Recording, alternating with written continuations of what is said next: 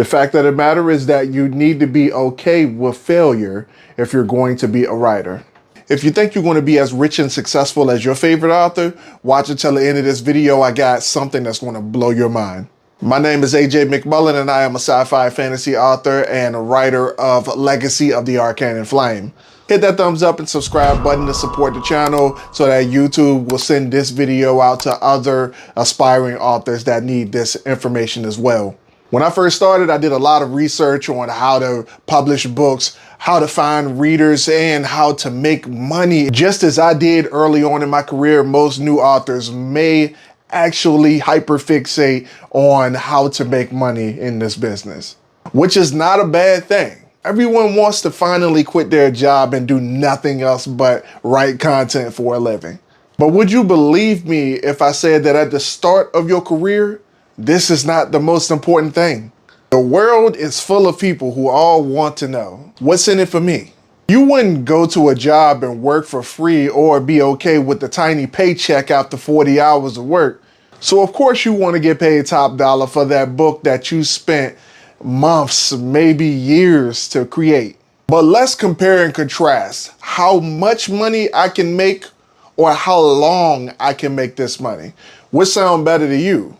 Do I continuously focus on how to get paid right now, or do I continuously focus on how to create a career and continuously get paid for the rest of my life? Careers in writing are not pretty. And if you want a career, then you have to treat it as such.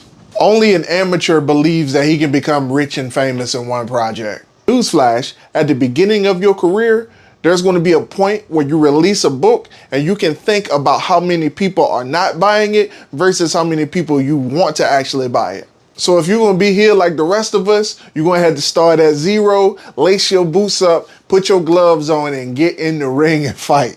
Of course, you can know the right people in the industry and you can get put on like Luke Bakeman, but not everybody has that ability, do they?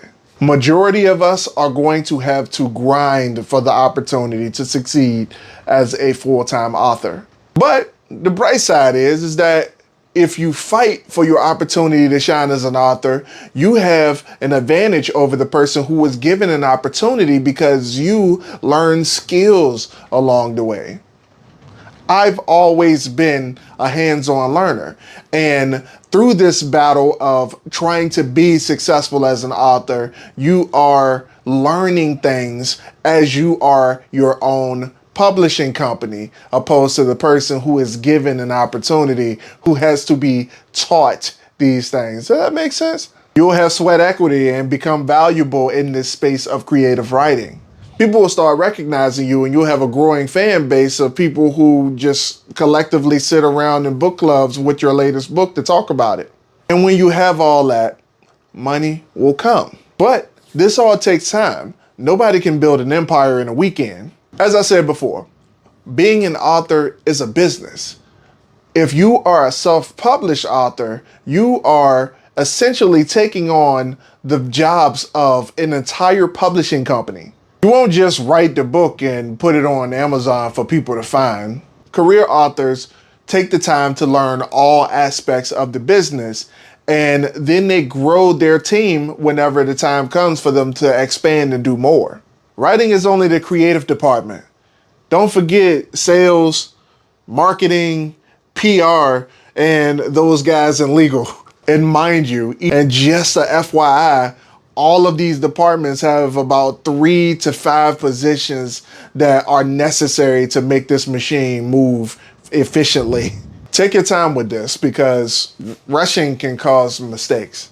Don't believe that? Watch this video. Staying consistent and growing your author brand has more weight than just trying to profit off of one single product. Where you're going to get to a point after you write your book where you're going to ask, man, is this even worth it? Should I even continue writing?